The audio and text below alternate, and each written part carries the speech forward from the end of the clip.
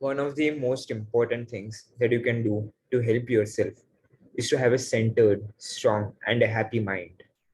Now, how are you going to have a centered, strong, and happy mind? Sounds a tough word, right? Centered, strong, happy. Sounds a bit shabby. It's tough to achieve, right? It's not as tough to achieve as people think. You see, happiness is not this spectrum of achievement that you achieve once and you feel it for the rest of your life. Nor is it this one thing that you do that will consistently be making you happy every day. It's not a process, it's an emotion. How do you generate this emotion? You don't have to do anything to generate this emotion. Some people try to find that happiness should be in their cars. Some people find that happiness should be in their video games. Some people find that happiness should be in going to church. Some people find that happiness should be in religion. Some people find happiness should be in wealth.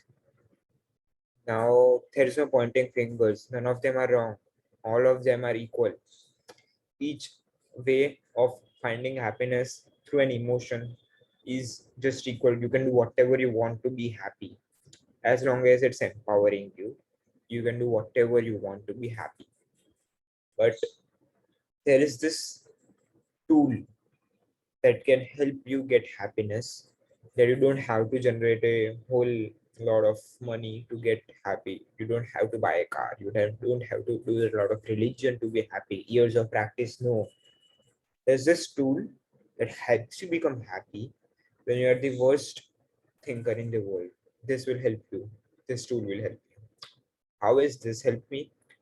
I was considered just hyper stressed, saddest, depressed student since like as long as I can remember. Since my childhood, I was like this guy who would just be sad, crying all the time. Even as I was a kid, I used to cry day and night in the school that my mom left me in the morning. Just take me somewhere. That's the memory that my mom told me was as I was child. I would eat nothing, do nothing, be a totally arrogant person.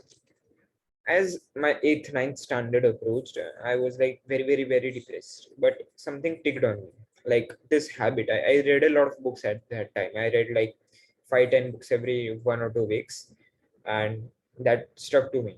So I read this meditation habit somewhere, and I started applying it. Like I would meditate 5, 10 minutes every day, 5, 10 minutes every day, and it somehow stuck to me. And somehow in the 9th, 10th standard, I became this empowering guy that would come with solutions that would leave a much better impact on the people around him, on the teachers, on his grades, on his performance than I would have ever thought possible. I usually would never talk to any teacher or anything. I would just sit. But somehow a change came over me. And one of the most important areas of that change was that I was meditating. That is why the change came. It was one of the most important areas. So that's that. Then in my 11th standard, there were like bullies and all of those things. I dealt with that very goodly. I left those people and I didn't had a scratch because I didn't became aggressive. I was able to go through a lot of stuff, that teenage normal stuff, nothing too severe, just simple problems. And all of them were too severe for my mindset because I was a weak mindset person. But I got through them because of these simple steps that I followed. This and that, from this one type of self-development book, then other, and this and that. Most important was meditation. And then after my 12th, my sister went to study abroad for Chicago. And I was like, for the first time in my life, I was left alone. Like, I had no one to talk to. I could talk to my parents, and that's all. All my friends in 11th, 12th were just bullies, and I am happy that I left them. 8, 9, 10 standard friends were all gone. Foreign, study abroad, no one was there. So for a whole year of COVID and all of those things, whole year of COVID, staying home alone, alone and alone.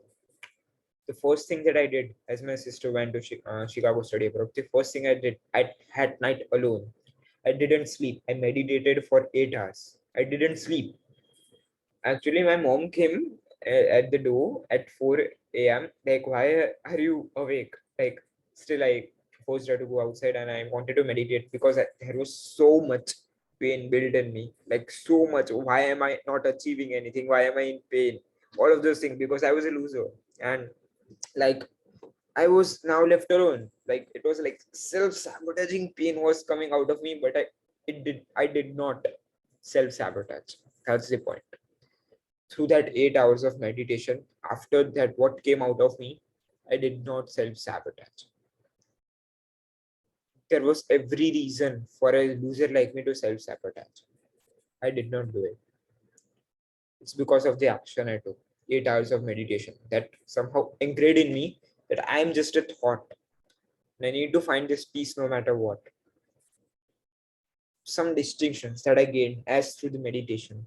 Everyone has different distinctions, everyone has different values, different thoughts. But this action, this meditation helps you get centered, get happy.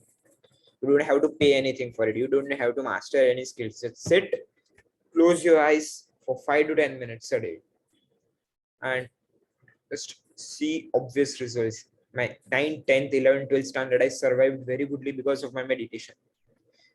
I went through this whole year of lockdown goodly because of that 8 hours and slowly consistent meditations. When you start meditating, you realize yourself, you love yourself, you realize who you are. And that's a part that you can't forget. You don't need to forget. You don't need to forget who you are. You just need to gain insights on what you need to do and what you need to be. So I hope you meditate 5 to 10 minutes a day, and it's gonna change you. It's gonna bring happiness that you thought comes from cars and wealth and all. And happiness is going to come from meditation now. It's gonna be much cheaper, much better, and much more fun. So happy meditating. Enjoy and take action.